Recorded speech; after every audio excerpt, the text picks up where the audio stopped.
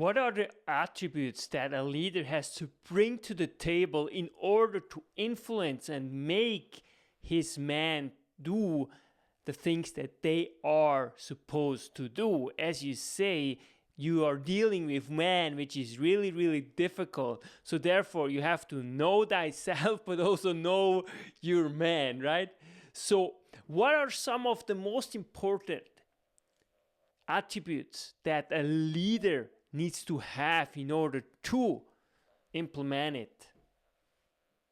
First, that leader knowledge is the first and foremost requirement that has to be there. Then courage is has to be there, and also that leader must have the tenacity. Then uh, he there are leadership traits. It is almost 10 to 11. All these leadership traits a leader must possess, like humility, moral. Then he must have the flexibility of mind. Okay. Then to me, uh, I told you that leader must be, to me, he must be first knowledgeable, and he knows his task, what he is going to do, and he must have the clarity of his purpose. He must be focused uh, what he is going to do. So, if you have the clarity of perception, what you are going to do as a leader, this is the first and foremost requirement. Then, if you know your path, then you can formulate the strategy. And as you said that now you have people under you, and you know X can do this, Y can do this. Okay. Now you said the important point that how you can instill them. Okay. And there is a this is common saying that leading by example. Okay. And another thing, leader must have the integrity and honesty. If you are, if you have this, and if you are impartial, and if you have the element of justice, you will become successful. Because all your people will follow you, and leading by example. That if you what I used to do, that I used to remain with my people. uh, it's not that I don't trust them, or I don't believe that they can do it. I know, because once I give someone some task, definitely I know that I also give him the means, so that he can achieve the end. And as a leader, I can foresee where he can falter.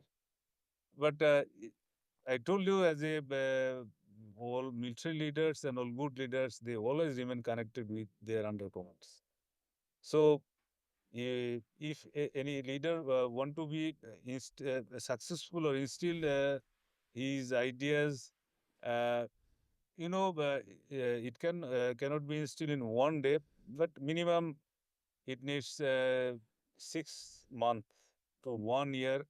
You can change the culture of an organization, or you can instill your ideas to your undercommands, because you need tenacity to follow up all this.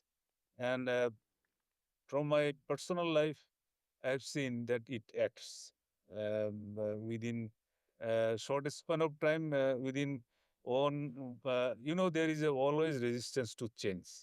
So people might not accept any change or anything. So as a leader, you need to influence people, make them understand. And last but not the least, it is the battle of wits. Because so if you have the dialectic culture in your organization, definitely your people will ask you a lot of questions. If you can convince them, definitely they are going to follow you.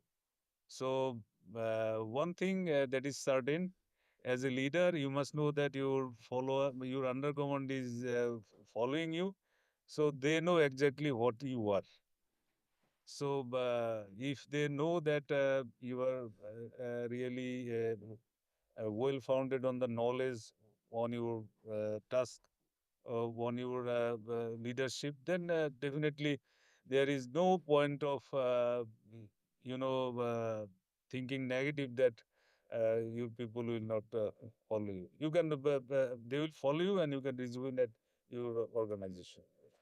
How does a leader keep his focus and clarity while dealing with competing faction within an organization? How do you do that? Step one, two, and three. Okay. Uh,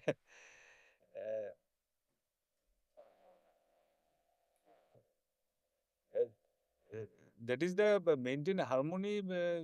You are talking that how to maintain harmony in the organization.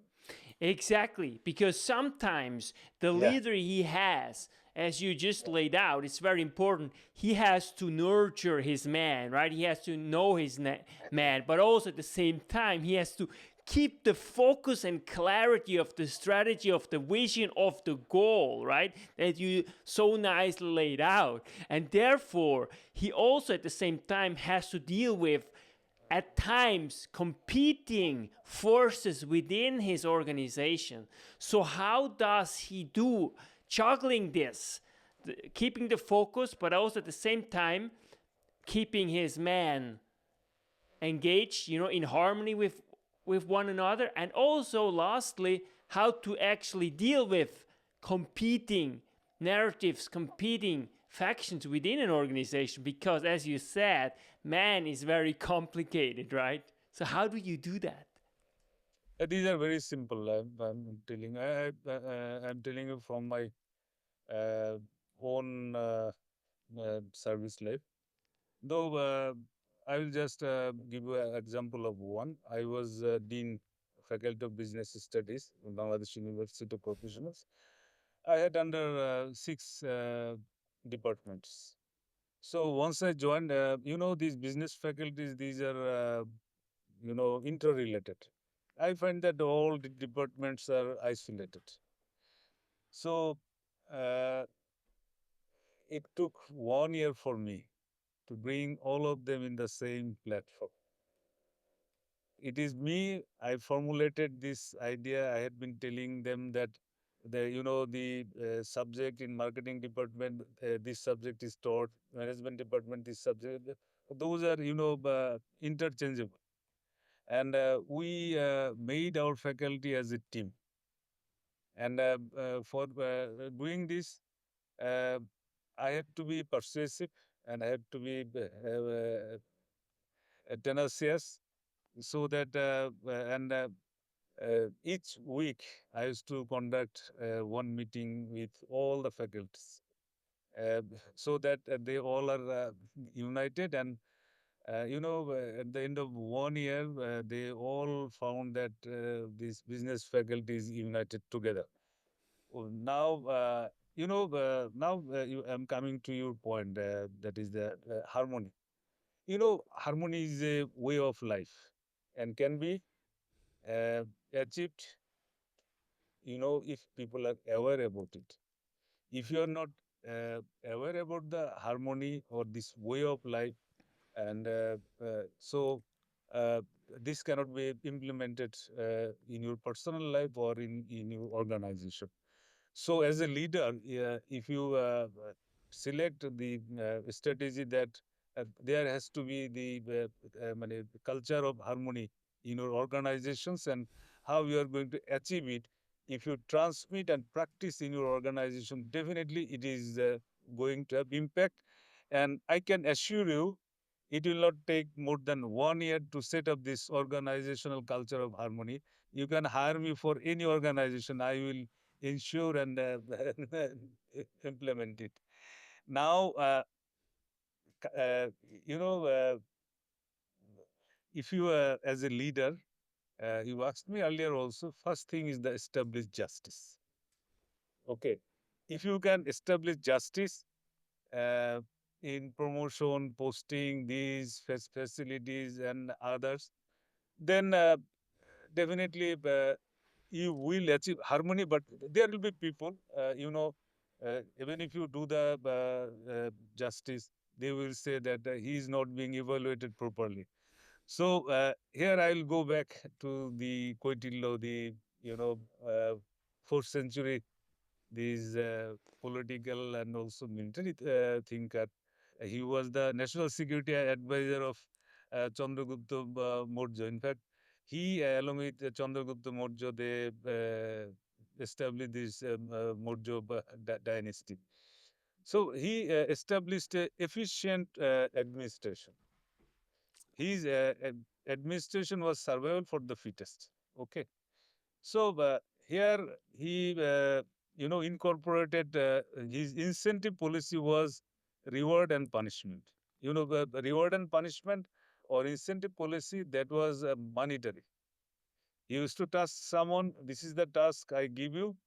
If you can do within this time, you will get this amount of money as a reward. If you can do in a more less time, then you will get this money. And if you cannot fulfill that time, then you need to pay as a penalty. In fact, why I'm telling you see, money is really a motivating factor. Credit and recognition, these are abstract things. These abstract thing causes disharmony within your organization. Someone is more recognized, someone in leader is giving more credit to someone. But if we, other than this abstract thing, if things are measured in these money, award, and punishment, everything, then uh, it's in my view that these friction, fog and friction can be reduced, and it is tested because money is really a motivating factor. And even after that, mm,